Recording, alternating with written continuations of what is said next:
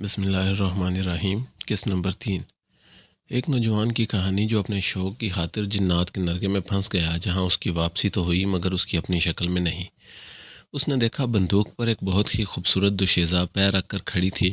وہ کہہ رہی تھی، نہیں نہیں، اب یہ تمہیں نہیں ملے گی۔ حامد نے ہمت جٹا کر پوچھا، تم کون ہو؟ اس وقت میرے گھر کے ٹیرس پر کیا کر رہی ہو؟ مجھے گن دو اور فوراً یہاں سے دفع ہو جاؤ۔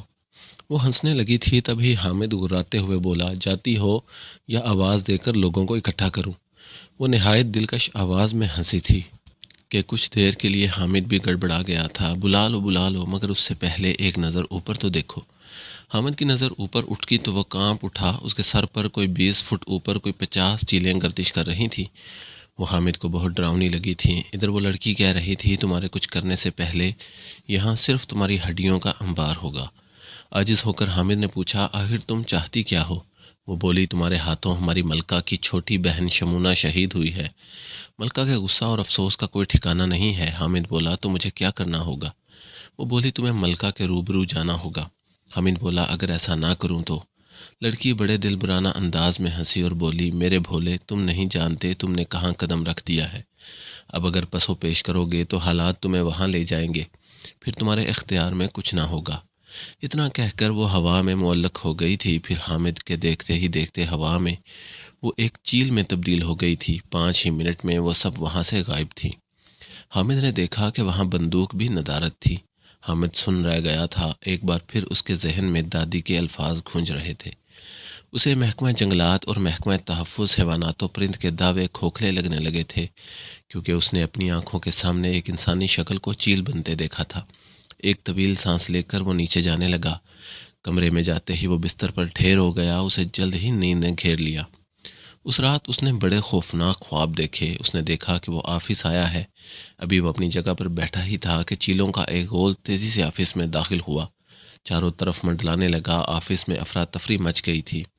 لوگ ادھر ادھر جان بچانے لگے تھے، مگر چیلوں کا نشانہ صرف حامد تھا۔ چیلیں چاروں طرف سے حملہ کر کے اسے زخمی کر رہی تھیں۔ اچانک اسے لگنے لگا تھا کہ وہاں گرمی بہت بڑھ گئی ہے۔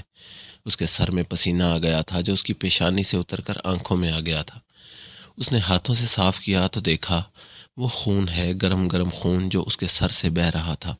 وہ لرز گیا اور چیخنے لگا۔ اسے لگا وہ جنگل میں اسی جگہ کھڑا ہے جہاں لڑکی کے مطابق شمونہ شہید ہوئی تھی۔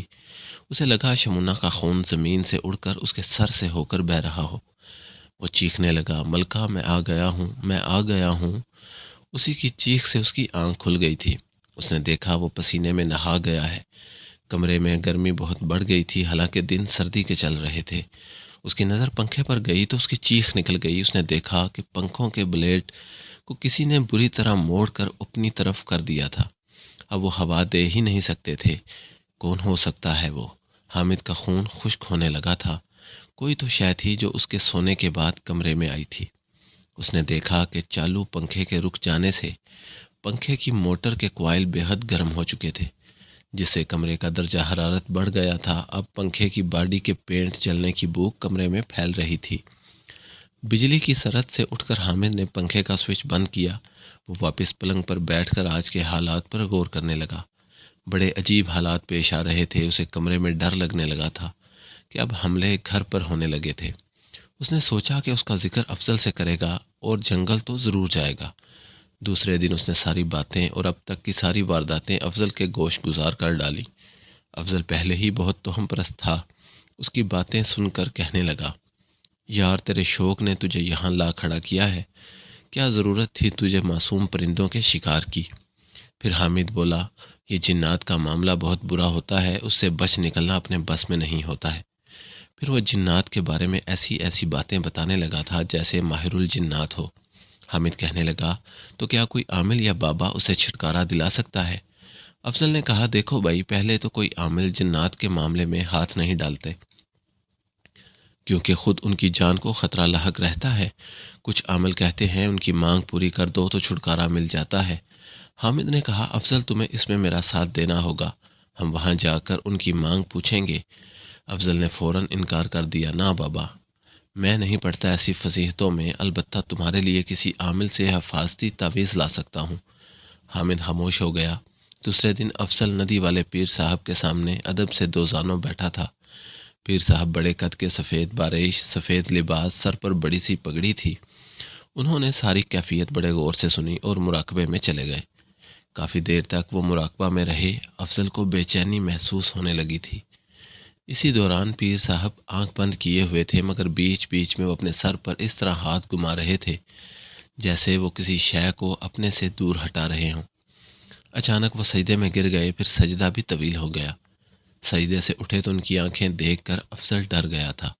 وہ انگاروں کی طرح لال سرخ ہو رہی تھی، پر آنکھیں مل کر وہ کہنے لگے، کیا تم نے کوئی چیز یہاں دیکھی ہے؟ نہیں تو یہاں کوئی نہیں آیا، افضل نے کہا۔ وہ کہنے لگے، ایک چیل میرے سر پر منڈلا رہی تھی، وہ مجھے اپنی ٹھونک سے زخمی کرنا چاہ رہی تھی۔ جاری ہے۔